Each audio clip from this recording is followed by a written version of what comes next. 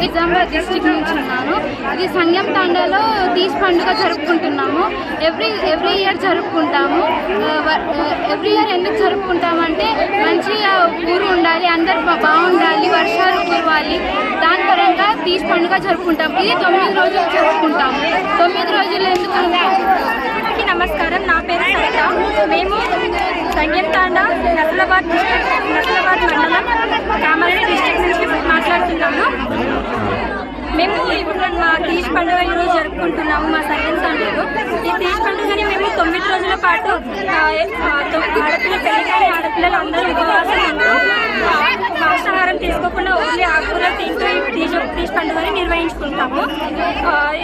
తీజ్ పండుగ నిర్వహించడానికి మా ప్రాముఖ్యత ఏమిటంటే మేము మా భవిష్యత్తు తరాలు వాళ్ళు మంచిగా ఉండాలి అని చెప్పేసి మాకు మా పంటలు మంచిగా రావాలి, వర్షాలు పడుతూ అందరు సుఖశాంతులతో మంచిగా ఉండాలి అని చెప్పేసి మా ఈ తీజ్ పండుగను జరుపుకుంటాము. నా పేరు శిరీష, నేను నస్లాబాద్ మండలం కామారెడ్డి డిస్ట్రిక్ట్ నుంచి మాట్లాడుతున్నాము. ఈరోజు సంగం తాండాలో మేము 9 రోజుల పాటు తీజ్ పండుగ అనేది నిర్వహిస్తున్నాము.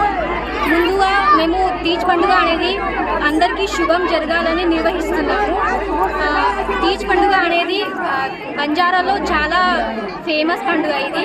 అండ్ దీన్ని ఆచారాలతో మంచిగా పాటిస్తాము. మంచి పాటించి లైఫ్లో మంచిగా ఉండాలని అండ్ మా పంటలు మంచిగా పండాలని ఇది చేస్తున్నాము.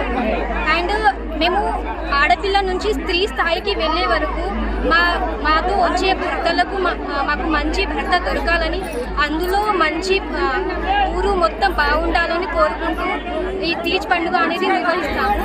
అండ్ ప్రతి సంవత్సరం మంచి వర్షాలు, మంచి పంటలు రావాలని తీజ్ పండుగ అనేది నిర్వహిస్తాము. అండ్ మేము తీజ్ పండుగ చేసేటప్పుడు 9 రోజుల పాటు ఎలాంటి వెజ్ అనేది ముట్టుకోము. అది ఆడపిల్లలు, అదే నాన్ వెజ్ అనేది ముట్టుకోము, వెజ్ అనేది తింటాము.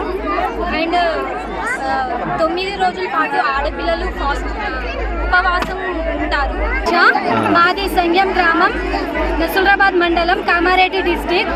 మేము తీజ్ జరుపుకుంటామనగానే ఒప్పుకున్న పెద్దలందరికీ నా యొక్క నమస్కారములు. అలాగే మేము తీజ్ని 9 రోజుల పాటు చాలా ఘనంగా నిర్వహించుకుంటాము. ప్రతి గడప నుంచి ఒక్కొక్క ఆడపిల్ల రోజు 3 పూటలు వచ్చి నీళ్లు పోసి తీజ్ని ఒక అమ్మవారిగా భావిస్తాము. అలాగే తీజ్ని ప్రతి 9 రోజులు ఉపవాసం ఉంటూ నాన్ వెజ్ ముట్టుకోకుండా ఓన్లీ కూరగాయలు మాత్రమే తింటూ చాలా ఘనంగా నిర్వహించుకుంటాము. అలాగే మా యొక్క తీజ్ ప్రాముఖ్యత మా ఆడపిల్లలకి ఎంతో ముఖ్యంగా మా బంజారాలో పెళ్లి కాని ఆడపిల్లలకు మంచి భర్త రావాలని మేము దుర్గమ్మ మాతకు మొక్కుకుంటూ తీజ్ నిర్వహించుకుంటాం. అలాగే మా యొక్క రిక్వెస్ట్ ఏంటంటే ప్రభుత్వ కళాశాలలో అలాగే గురుకులాలలో మా యొక్క తీజ్ యొక్క గొప్పతనాన్ని తెలుపుతూ ప్రతి గురుకులంలో నిర్వహించాలని మేము గవర్నమెంట్ను కోరుకుంటున్నాము.